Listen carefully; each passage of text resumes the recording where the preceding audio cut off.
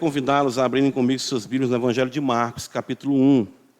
Nós vamos dar continuidade à nossa série de sermões, e dessa feita nós iremos ler os versos 12 e 13. Nossa série de sermões no Evangelho de Marcos, nós vamos continuar essa noite, então, capítulo 1 do Evangelho, segundo escreveu Marcos, versos 12 e 13, para a nossa meditação essa noite. Diz-nos assim, o Santo Evangelho de nosso Senhor e Salvador Jesus Cristo. E logo o Espírito o impeliu para o deserto, onde permaneceu 40 dias, sendo tentado por Satanás.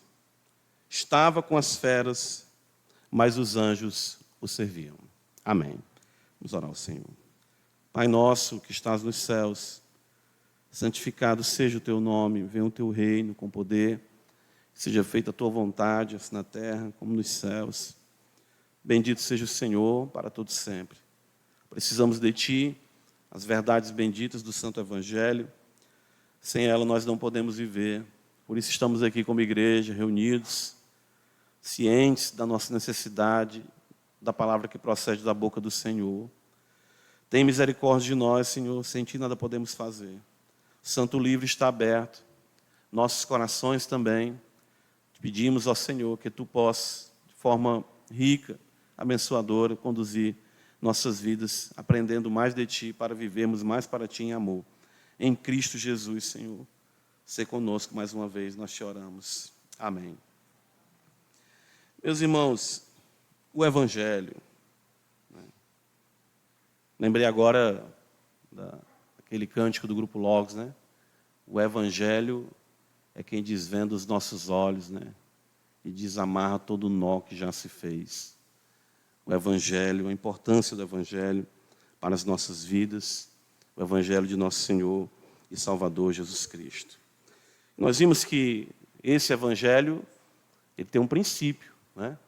Muito belo, como Marcos coloca aqui para nós, nos mostrando que, claro, embora desde toda a eternidade, o Cordeiro de Deus, né, pela vontade do Senhor, o seu decreto já havia sido morto, para o resgate dos seus eleitos, a manifestação da proclamação do Evangelho se dá nos dias ali de João Batista. Deus chama João Batista, nós temos visto isso. Isso foi, de fato, o esboço da pregação apostólica. Isso é consenso entre os historiadores, que os apóstolos pregavam o Evangelho. Eles, como vimos ali em Atos, Pedro, na casa de Cornélio, ele diz, começando com João Batista. Aí ele diz, pregando o batismo de arrependimento. Né? Aí veio o Senhor Jesus, de Nazaré da Galileia, como nós vimos aqui. Foi batizado por João, os céus se abriram, se rasgaram, a voz do céu veio sobre ele, chama o Filho amado, em quem me comprazo.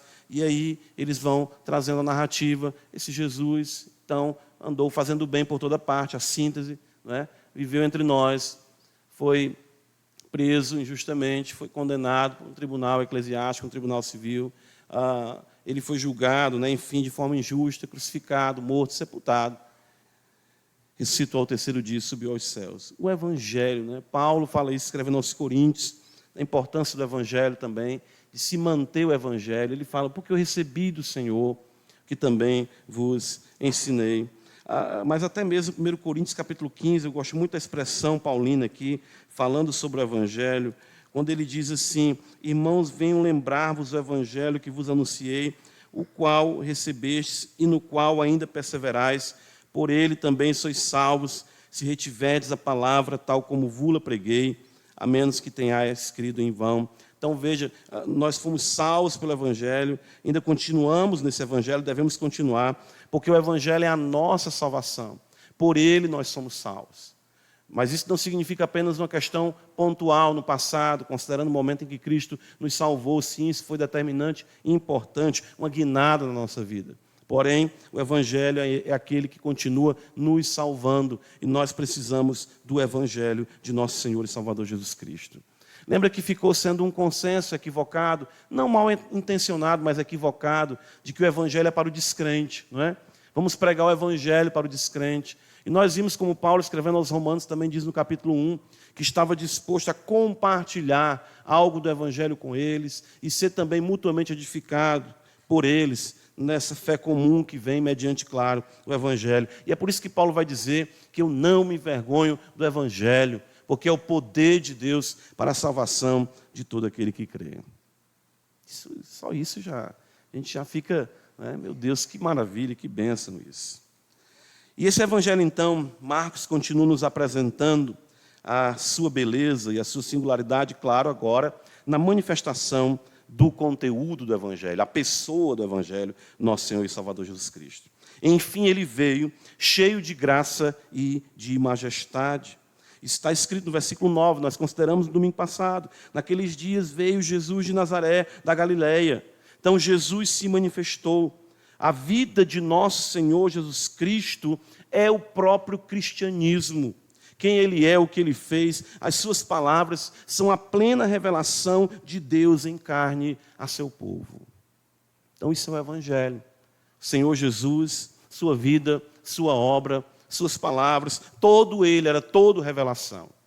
O autor dos Hebreus, maravilhado ante isso, ele diz: havendo Deus outrora falado de muitas maneiras aos pais pelos profetas, nestes últimos dias nos falou pelo Filho, a quem constituiu herdeiro de todas as coisas. E a sua vida é a nossa vida.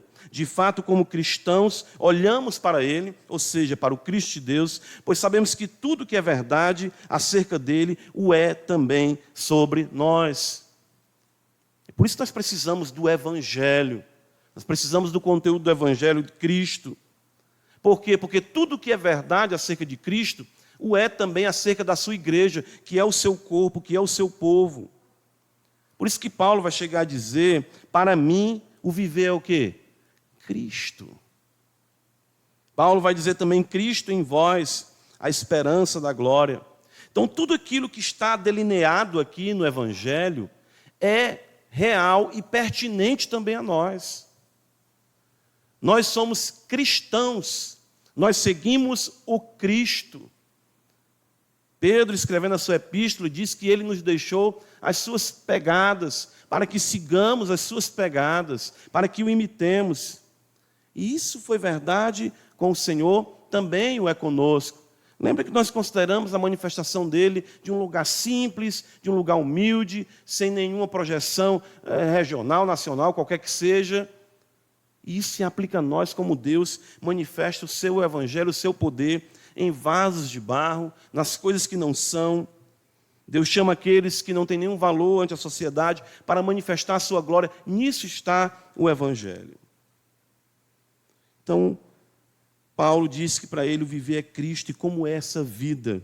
Como é a vida no santo evangelho? Então Cristo, percebam aqui, ele se manifesta, nós vimos isso, ele foi batizado, ali ele cumpre toda a justiça, os céus se abrem, nós observamos isso, a conexão de Deus com o homem em Cristo, nós observamos a recriação de todas as coisas, e vimos também o amor de Deus derramado em Cristo Jesus em nossas vidas. E agora Cristo vai andar, Cristo vai de fato caminhar, seguir. E é interessante que quando Paulo fala conosco, ele diz assim em Gálatas: e andai em amor, como Cristo, né, nos amou e se entregou por nós. Um andar. O Espírito, diz o versículo 12, o Espírito Santo logo impeliu para o deserto. E ele então permaneceu ali 40 dias, sendo tentado por Satanás, estava com as feras, mas os anjos o serviam. E aqui nós temos o que é verdade acerca de Cristo, certo? O princípio, de fato, do que é também a nossa vida, os princípios que são também inerentes a nós, a vida no Evangelho. E como ela é caracterizada? Eu ressaltei aqui 4 pontos para nós essa noite. Em primeiro lugar, a vida no Evangelho, ela é caracterizada pelo domínio do Espírito Santo. Quero ver isso com os irmãos.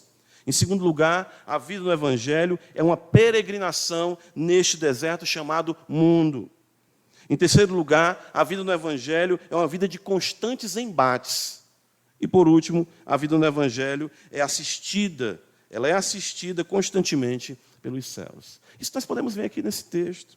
Veja, o texto diz que o Espírito Santo impeliu o Senhor.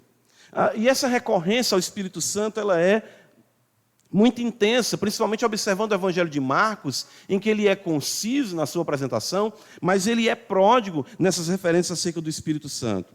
Veja no versículo 8, está escrito do capítulo 1, Marcos diz que, citando aqui a pregação de João Batista, ele diz, ele vos batizará com o Espírito Santo. Ou seja, o Espírito, como nós vimos, a promessa do Antigo Testamento. Marcos, já nos seus primeiros versículos, faz questão de trazer aqui menção ao Espírito de Deus. No versículo número 10, mais uma vez, está escrito que o Espírito desce como pomba sobre ele. E nós vimos isso como aquela atividade criadora da nova vida. A promessa do Espírito Santo no Antigo Testamento, na habitação do povo de Deus morando no seu povo. E nós vemos o Espírito também importante, trazendo à existência a nova vida em Cristo. 2 Coríntios 5,17 vai dizer, se alguém está em Cristo, é nova o quê? Criatura. João capítulo 3, o Senhor falando para Nicodemos, diz que todo aquele que é nascido do Espírito, ele é nascido do alto, ou seja, que é nascido da carne, que é nascido do Espírito, é Espírito. O Espírito está presente aqui na vida de Cristo, muito intensamente. E o Espírito conduz a Cristo agora no início do seu ministério. De fato, o Espírito o impeliu. Essa é uma palavra tão forte que diz que o Espírito Santo, de fato, levou Jesus fortemente. Ele foi ali compelido pelo Espírito Santo. Para onde? Para o deserto. Cristo de Deus, então, irmãos, nós podemos observar, ele é ungido. É isso que significa a palavra Cristo. E ele é ungido com o Santo Espírito. Livro do profeta Isaías, abra comigo, capítulo 61. Essa promessa, né, que nós conhecemos, está aqui essa profecia.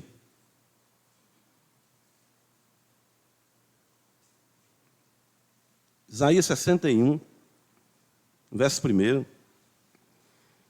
Veja, Cristo falando através de Isaías. O Espírito do Senhor Deus está sobre mim, porque o Senhor me ungiu para pregar boas novas aos quebrantados, enviou-me a curar os quebrantados de coração, a proclamar libertação aos cativos e a pôr em liberdade os algemados e a pregoar o ano aceitável do Senhor. Até o texto que Cristo lê em Lucas capítulo 4, onde ele prega em Nazaré. De fato, o relato de Marcos destaca essa bendita verdade, como também os outros evangelistas. Eu poderia aqui citar também Mateus e João, mas eu quero mostrar para os irmãos o quanto isso também é rico no Evangelho de Lucas. Abra comigo em Lucas capítulo 3. Evangelho de Lucas capítulo 3, no texto paralelo do batismo do Senhor, o evangelista nos diz que o Senhor, ele é batizado, ele está orando, né? Lucas nos apresenta esse detalhe. E no versículo 22 diz que o Espírito Santo desceu sobre ele em forma corpórea. E veja o Evangelho de Lucas, capítulo 4. Jesus, cheio do Espírito Santo, o texto sagrado nos diz, voltou do Jordão. E diz, e foi guiado pelo mesmo Espírito no deserto. Versículo número 14 está escrito no Evangelho de Lucas, ainda capítulo 4.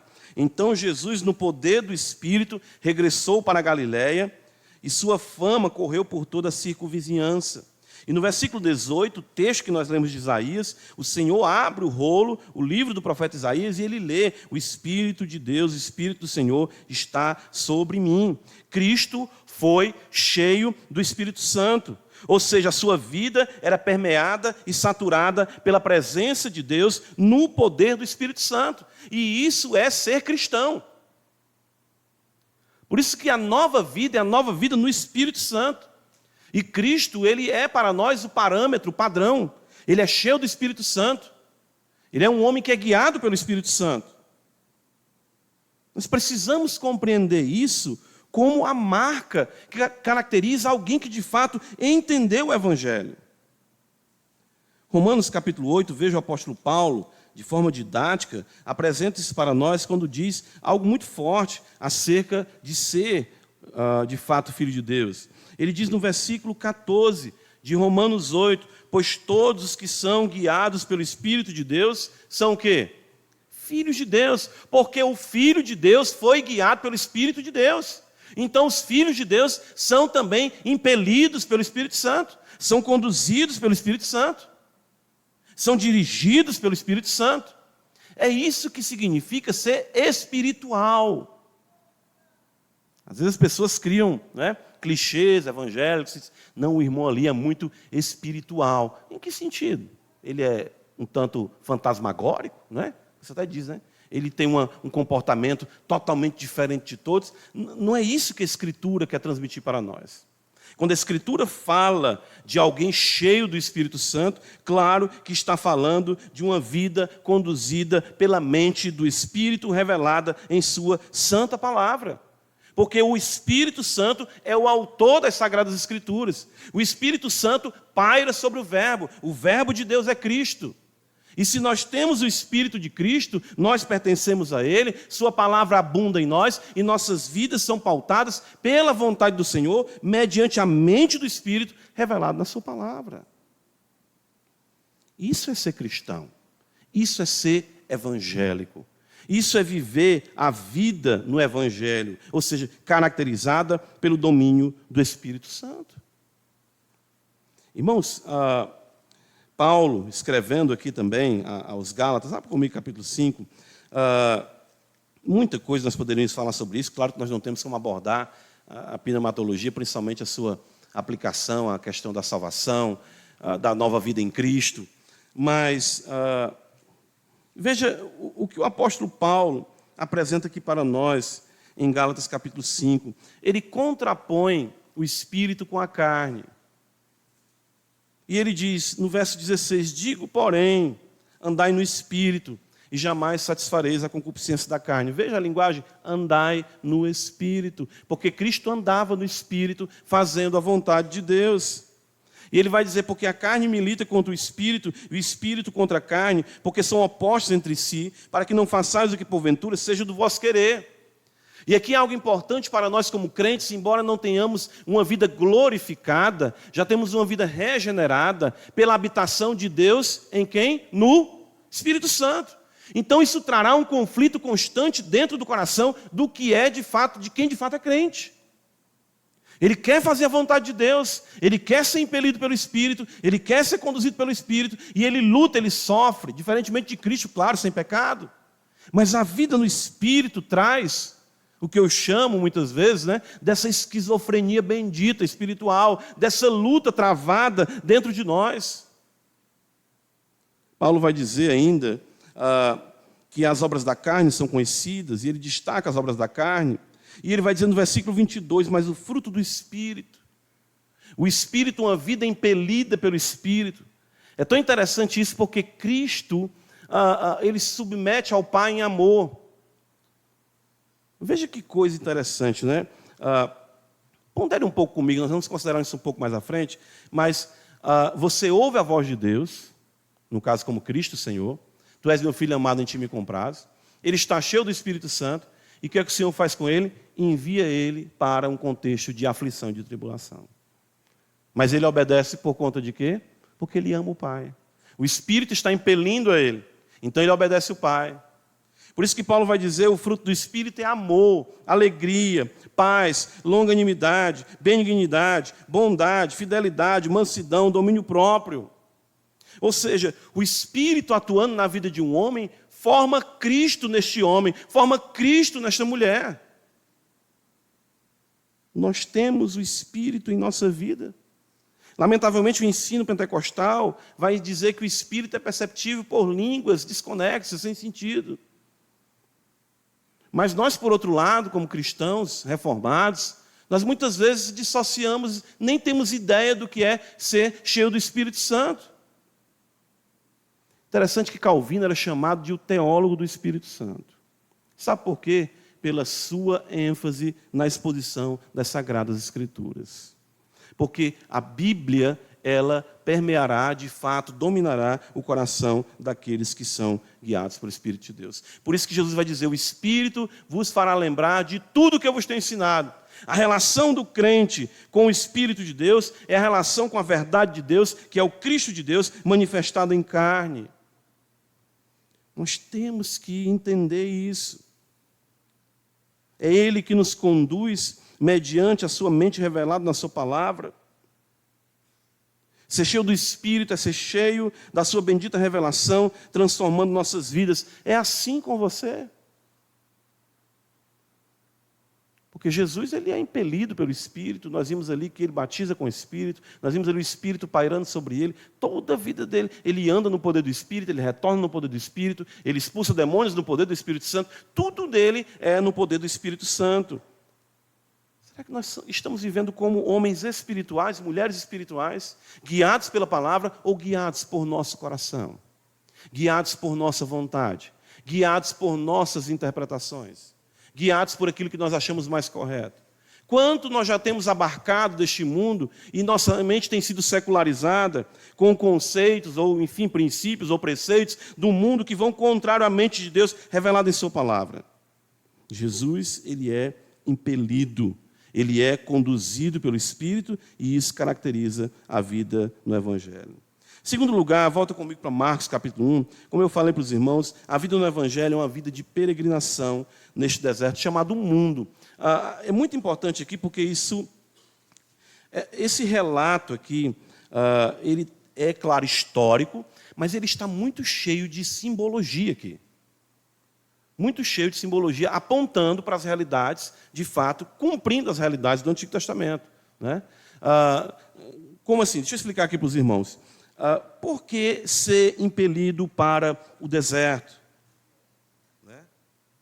O Espírito de Deus guia o Filho de Deus para o deserto. E aqui, claro, existe um paralelo com Israel, que é chamado também de Filho de Deus, que peregrinou 40 anos no deserto, até chegar à terra de Canaã.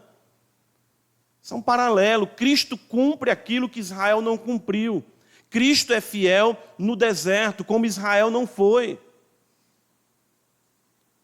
No deserto, Israel murmurou. No deserto, Israel blasfemou. No deserto, Israel se lembrou do mundo. Mas no deserto, Cristo foi fiel. Interessante isso. Nós vemos que isso acontece com Cristo, mostrando que ele cumpre todas as expectativas veterotestamentárias. Outros vão observar, claro, um paralelo, em que, sendo ele o último Adão, ele é fiel no deserto, embora Adão tenha sido infiel no paraíso. Então, Cristo, ele é conduzido para o deserto. E isso, claro, também é um fato que estabelece a nossa vida cristã. Nós somos chamados por Deus, nós somos guiados pelo Espírito de Deus e somos impelidos pelo Senhor para vivermos nesse mundo. Ou seja, para peregrinarmos nesse mundo. Não é daí que vem a alegoria tão famosa de John Bunyan? Qual o nome? Peregrino. Bunyan fez isso porque essa é a mentalidade das Escrituras acerca de homens e mulheres que conhecem o Senhor. Peregrinos na terra. Peregrinos no deserto, de serpentes e escorpiões. Essa é a vida no Evangelho, guiados pelo Espírito num ambiente inóspito, num ambiente árido, num ambiente seco, num ambiente sem vida, mas cheios do Espírito de Deus.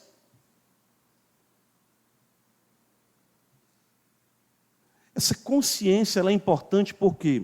Porque os filhos de Israel, eles saíram do Egito na busca e no anseio da terra prometida.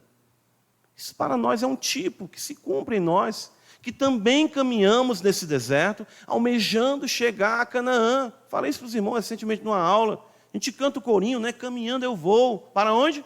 Para Canaã. Glória a Deus, né? Caminhando eu vou para Canaã. O objetivo de Deus, então, aqui, claro, o mundo, mostrar para nós que a vida no Evangelho não vai encontrar aqui o descanso que nós buscamos. O descanso é a terra prometida. 1 Pedro capítulo 2, Pedro, com essa consciência, ele também visa imprimir nos leitores da sua epístola esse pensamento, essa mentalidade. 1 Pedro capítulo 2, versículo 11.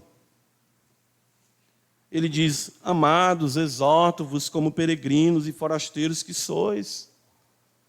Aqui não é o vosso lugar, aqui não é o vosso descanso. Como o deserto não era o lugar de Cristo. Mas ele estava ali conduzido pelo Espírito, essa é a vontade de Deus. O Espírito impeliu, o Espírito nos impele também, o Espírito nos conduz. Eu acho muito belo quando Cristo diz, vai e não peques mais. Ele não diz, fica aqui, se tranca aqui, se fecha na igreja, vem morar na igreja. Não, vão viver nesse mundo. Não te peço que os tires do mundo, mas que os livres de quê? Do mal. Para incutir em nós essa mentalidade de que nós estamos literalmente aqui de passagem, de que a nossa vida é efêmera. Nós passamos a considerar esse mundo como um deserto árido e sem vida. Hebreus capítulo 11, nós pusemos aqui esse texto dos heróis da fé, né? Veja como essa mentalidade, ela permeava os santos ali no Antigo Testamento. Hebreus 11, abre comigo.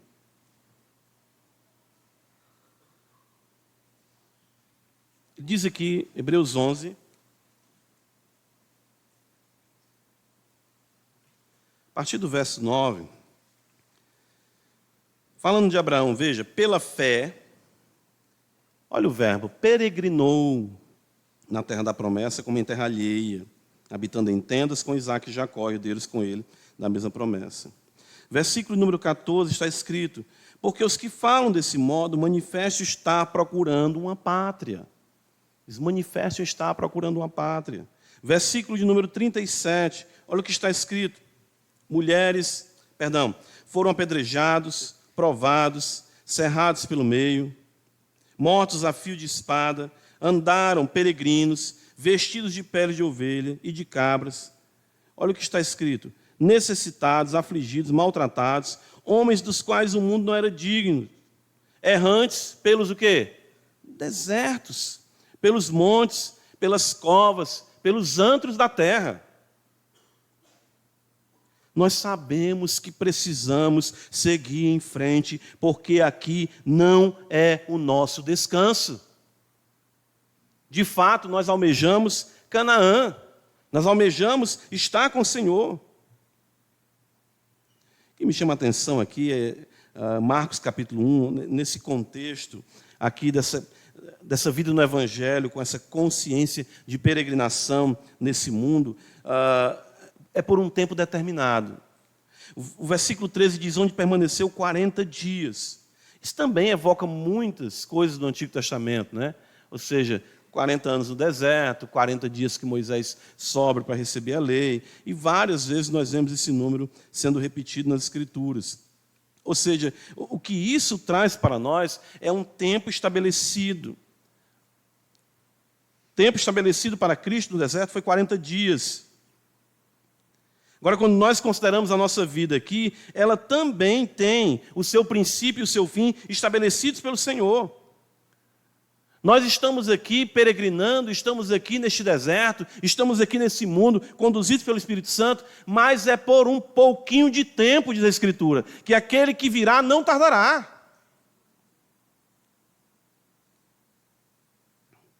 Em Atos 17, o apóstolo Paulo diz isso, né?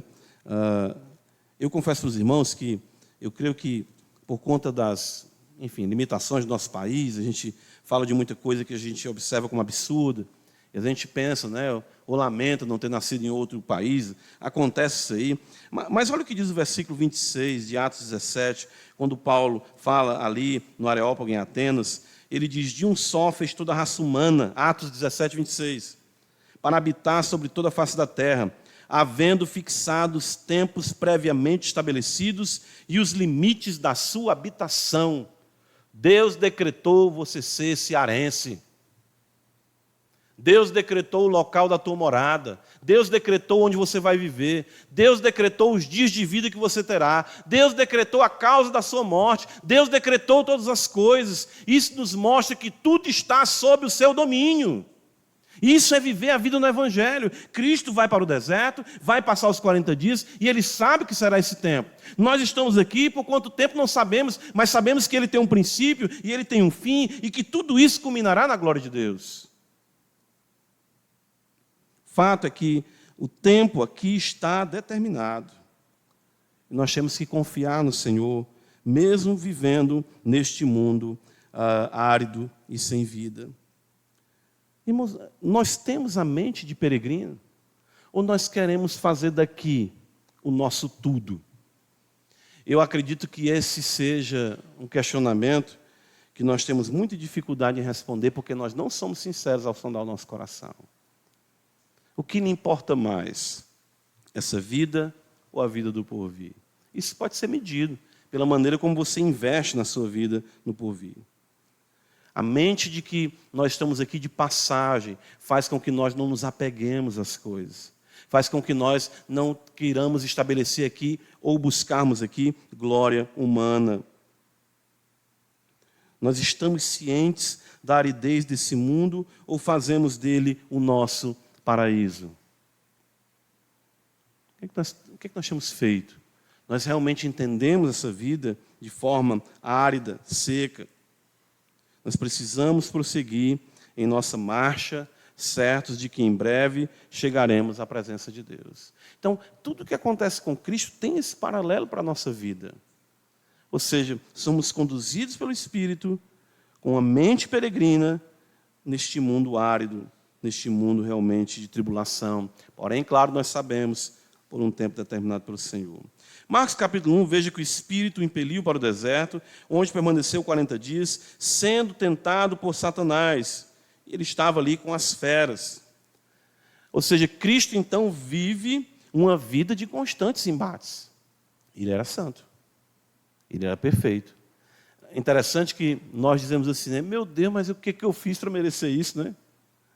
Ora, aí aqui está. Quanto mais próximo com o Senhor, mais tribulação, porque Ele sendo santo e perfeito, Ele atraiu contradição. Nós temos muita dificuldade em lidar com essa verdade, mas o fato é isso.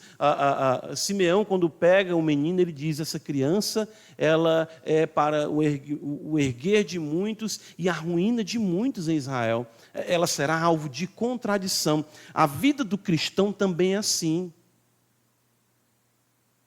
Certo? Esse alto e baixo são pessoas que se erguem, pessoas que caem. A gente fica tantas vezes assim, o que é que está acontecendo? O que é isso? O fato é que o Senhor Jesus lidou com isso toda a sua vida, e claro que mais ainda no princípio do seu ministério. Ele sofreu embates espirituais e embates físicos. A ação de Satanás contra o Senhor era articulada e consciente. Evangelho de Lucas, capítulo 4, no texto paralelo da tentação, vai trazer para nós uma informação que às vezes passa despercebido. Passados, Lucas 4, versículo 13.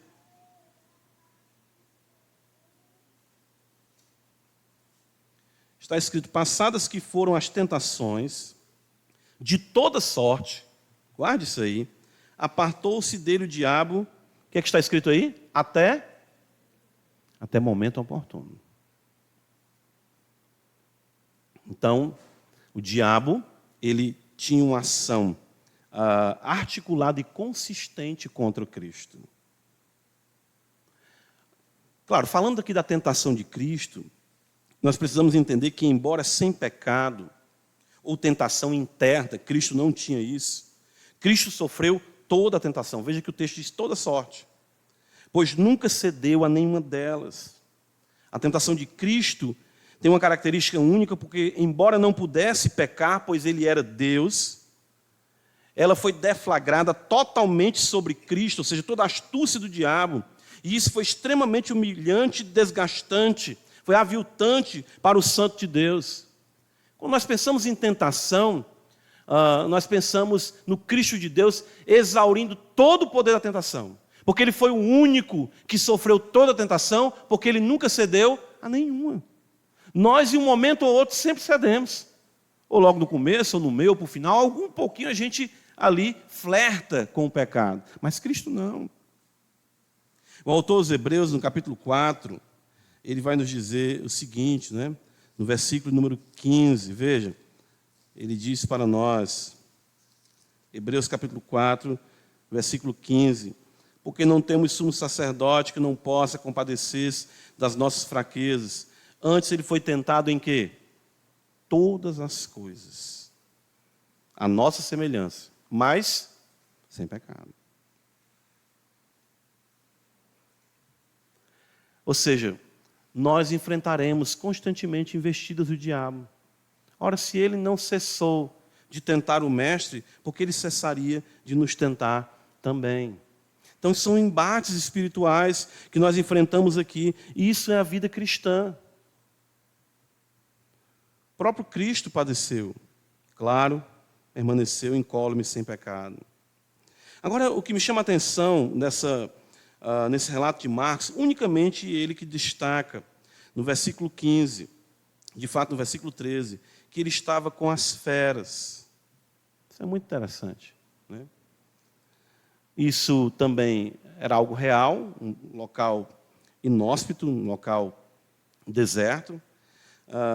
E essa menção de Marcos ela é inusitada e é interessante, eu creio que ela visa ressaltar esse caráter, de fato, inóspito e inseguro, e inseguro do lugar. Ou seja, os perigos que fisicamente poderiam se abater sobre o Messias, ou seja, sobre o Cristo. As feras. Estava ali realmente exposto. E, de fato, a vida cristã ela é assim. Nós somos expostos todos os dias. Paulo diz em Romanos 8 que nós somos reputados como ovelhas para o matadouro. Com que frequência? Todos os dias. Todos os dias nós somos reputados como ovelhas para o matadouro. Somos frágeis. Interessante que essa é a característica da vida cristã. Nós não gostamos de falar isso, mas é o fato de sermos esmagados e nisso se manifestar o poder de Deus. E quando nós morrermos, nós somos mais que vencedores ainda. Ou seja, de fato, nenhum mal pode ser feito ao cristão. Ele está no deserto, está no contexto árido, o diabo está perseguindo ele, feras o cercam, mas ele está alegre no Senhor. Cristo estava assim. O apóstolo Paulo, então, ele vai falar, né, em 2 Coríntios, capítulo 7, veja, tratando dessa realidade, vamos dizer assim, interna, externa, ele vai dizer algo interessante, 2 Coríntios, capítulo 7, ele diz assim, olha o que está escrito.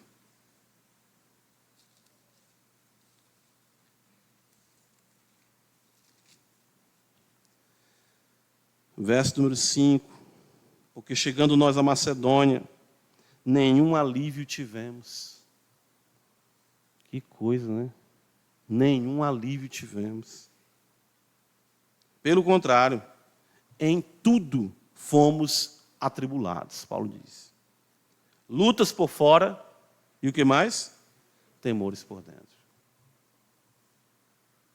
Escrevendo em 1 Coríntios capítulo 15, Paulo falando da ressurreição, ele disse, se como homem lutei com as feras em Éfeso, de que proveito tem isso? Ou seja, eu enfrentei situações em que os homens queriam me devorar como feras. Esse contexto aqui de Cristo também apresenta para nós isso. O perigo, o ataque, a fúria dos homens, querendo destruir a fé. Cristo passa isso no deserto, e isso também se aplica a nós. A vida cristã, inevitavelmente, trará aflições espirituais e físicas. O tentador não desistirá. E aqui nesse mundo de feras nós temos que viver. É isso que o Evangelho apresenta para nós. Cada vez mais eu me conscientizo disso, embora isso nunca pare de doer, né? A gente sempre sofre mais, né? Parece que o sofrimento vai se especializando, né? A maneira como vai atingindo, né, a nossa vida. O tentador não desistirá, mas nós estamos certos de que temos no vencedor a vitória, ou seja, em Jesus Cristo, nosso Senhor, pois Ele venceu para nós não mais temermos. João 16, 33, ele diz, tenho-vos dito estas coisas para que tenhais paz em mim. No mundo tereis o quê? Aflições. Mas tende bom ânimo, eu venci o mundo. E por isso Paulo vai dizer em Romanos 8, 37, que em Cristo Jesus nós somos mais que o quê? Vencedores. E João vai dizer que essa é a vitória que vence o mundo. A nossa fé em quem? No vencedor, que é Cristo Jesus, nosso Senhor. Ele venceu no deserto, ele venceu Satanás, ele venceu as feras, cheio do Espírito Santo, para a vitória estar assegurada para nós. Marcos capítulo 1, volta comigo. A vida no Evangelho, ela é caracterizada pela presença do Espírito, intensamente, mesmo neste mundo, nesse deserto, neste mundo árido, por um tempo determinado pelo Senhor, com constantes embates espirituais e físicos, mas sempre assistida pelos céus. Olha a beleza disso aqui. O texto diz, logo o Espírito impeliu para o deserto, onde permaneceu 40 dias, sendo tentado por Satanás. Estava com as feras, mas os anjos o serviam. Isso é assistência celeste.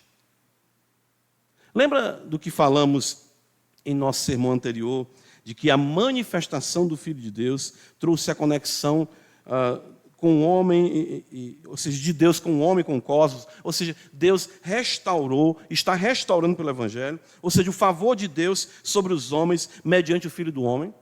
Lembra de João capítulo 1, versículo 51, quando ele disse para Natanael, porque eu te falei que vi debaixo da figueira, tu crestes, não te admires disso, porque agora tu verás os céus abertos e os anjos de Deus descendo e subindo sobre o Filho do Homem.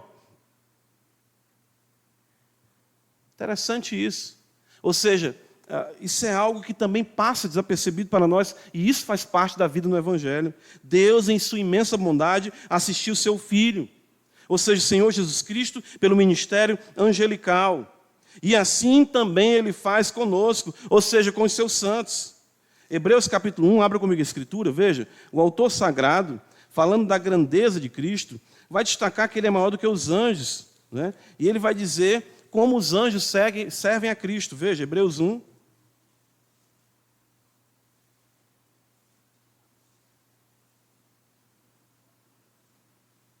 texto diz,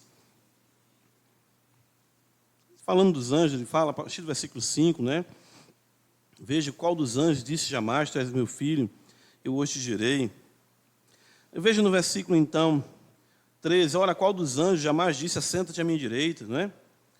E ele conclui, não são todos eles, ou seja, os anjos, espíritos ministradores, enviados para serviço a favor dos que hão de herdar a salvação? O ministério dos anjos é uma realidade constante e abençoadora na vida da igreja.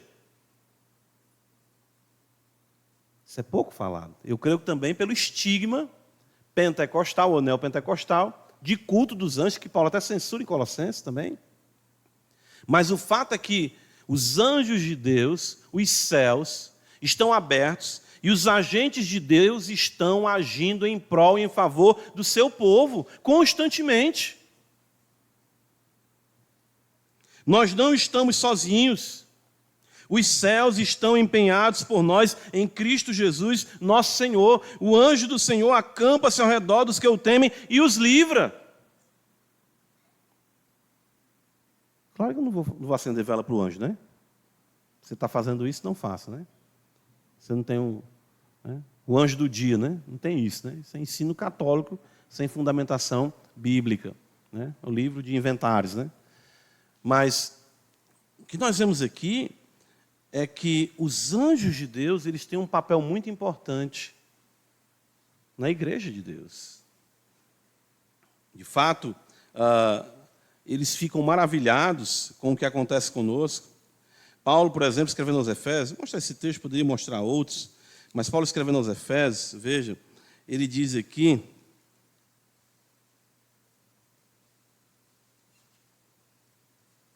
capítulo 3 de Efésios, falando do Evangelho e da maneira como Deus age na igreja, ele diz a partir do verso 8, a mim, Efésios 3, 8, o menor de todos os santos, me foi dada esta graça de pregar aos gentios o Evangelho das insondáveis riquezas de Cristo. Veja, o Evangelho que nós estamos falando aqui, o Evangelho das insondáveis riquezas de Cristo, e manifestar qual seja a dispensação do mistério, desde os séculos oculto em Deus, que criou todas as coisas, para que pela igreja a multiforme sabedoria de Deus se torne conhecida agora.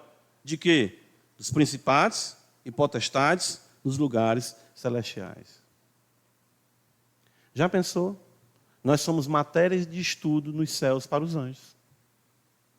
Eles estudam, eles ficam maravilhados. Pelo fato de Cristo ter se unido a nós. Pelo fato de Cristo, nós estarmos em Cristo, Cristo em nós, e eles servirem a igreja como servem a Cristo. Paulo, quando vai falar em 1 Coríntios capítulo 11, sobre o uso do véu, claro, falando no contexto cultural, submissão feminina, tendo como base a submissão de Cristo, ele vai dizer que a razão por que as mulheres deveriam agir com essa submissão, por causa dos anjos, a presença dos anjos. Porque nós somos assistidos, sim, pelos céus constantemente. Nós não estamos sozinhos e louvado seja Deus pelo seu cuidado constante. Deus nos guarda. Nós estamos aqui nesse mundo, nós estamos nesse deserto, cercado por feras, sendo tentado por Satanás, nesse mundo árido, cheios do Espírito e protegidos pelos céus. O que é que nós queremos mais? A gente fica às vezes, né? Meu Deus, minha vida não... Irmãos, o fato é que a vida cristã ela é dessa forma. O Espírito Santo de Deus nos conduz para lugares que nós não entendemos, nos coloca em circunstâncias que nós não entendemos, para enfrentarmos lutas que nós não entendemos, assistido pelos céus, que nós também não entendemos como, mas o fato é que Cristo está sendo formado em nós, a esperança da glória. Isso é a vida cristã. É para isso que nós somos chamados. Eu não consigo entender, muitas vezes, a vontade que eu tenho de agir na força do meu braço. Mas eu fico vendo o Senhor dizendo para mim, não é assim. Sossega, descansa, anda como peregrino, ser guiado pelo Espírito. Serpentes e escorpiões não te atingirão. Lutas por fora, temores por dentro. Mas sempre assistidos e protegidos pelo bom Deus em Cristo Jesus, nosso Senhor. Foi assim que Cristo viveu. Foi assim que Ele começou a viver. Foi assim que o seu ministério iniciou. E isso é o parâmetro para a nossa vida, que vivemos em Cristo Jesus, nosso Senhor. Que Deus nos abençoe, irmãos. Amém. Senhor da glória, nos ajuda para que possamos viver a vida no Evangelho. Não entendemos muitas vezes, é complexo. O Senhor fala que ama o seu filho e envia ele para o deserto. O impele para o deserto. Ali o diabo o afronta, mas ele permanece em amor e humildade, guiado pelo Espírito. O diabo com tentações intensas, as feras o cercando, aridez, escassez, solidão. Mas os anjos de Deus o serviam. Essa foi de fato a vida do nosso mestre, e como o seu corpo nós não podemos reclamar. Devemos aprender da cabeça que é Cristo e viver conforme o Santo Evangelho, no poder do Espírito Santo. Assim te oramos, Pai, em Cristo Jesus. Amém.